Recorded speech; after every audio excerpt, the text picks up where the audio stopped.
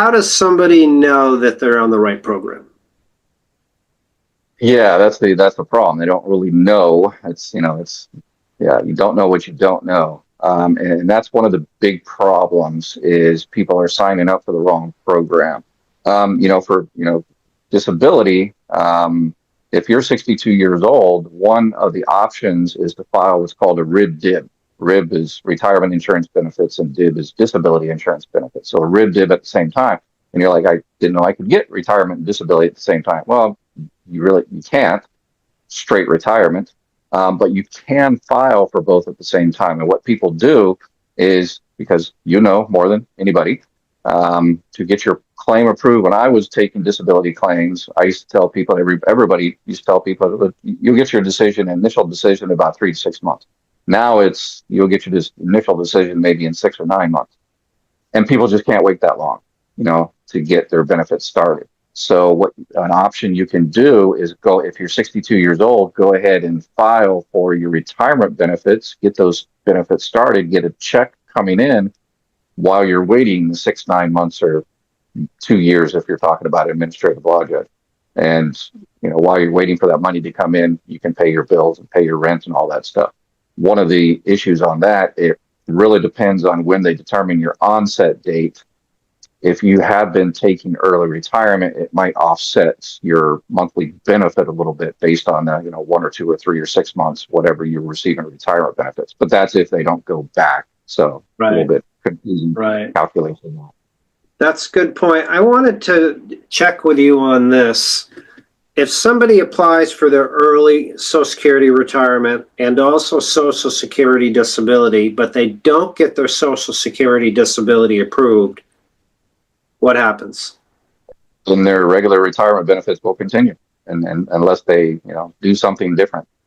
Okay. All right. You can withdraw your application if something happens. You can withdraw your application within 12 months, but it's like it never happens, and like you never applied. But because you're withdrawing it within 12 months, and withdrawal implies that it never happens, if you received any money, you also have to pay all that money back. I see. So that's the tough one, because the alternative is if they could have held for age 65 or all the way to 70, of course they would receive more, right? So that's what they have to take into consideration. What about other benefit possibilities, like the survivor's option? Is that a common situation? Yeah, that's definitely one thing. One of the big reasons I wanted to come in here today is a lot of people think if they're receiving disability benefits, they can't receive any other type of benefits, and that's incorrect. So what usually stops people is, so if somebody is receiving disability, they get Medicare after being on disability for 24 months. And, if they're, 50, 59, 60 years old, approaching 60, they're like, well, I can get survivor benefits, or if they're close to 62, that I can get spouse benefits on my current spouse or divorced spouse or whatever the case may be, but I don't want to get that. Sure, it's more money, but that will negate my disability benefits, which is not an issue, but because I'll be getting more money. But because I'm not getting disability, my Medicare will stop. And that's the most important thing, people are focused on, keeping their Medicare. That is incorrect.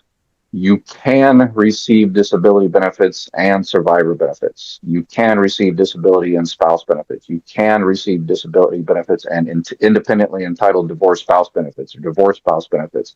And because you have disability, so you're basically going to have disability, let's say $1,000, and then you get survivor benefits, another $300 or $400 or $500 on top of that. So you'll continue to get your $1,000 of disability, and then get your $300 or $400 or $500 of survivor benefits or spouse benefits on top of that. And because your disability is continuing, your Medicare will continue as well. So I guarantee you, there's tens, hundreds of millions of dollars of money being lost out there because people are scared to, go out there and get those extra benefits.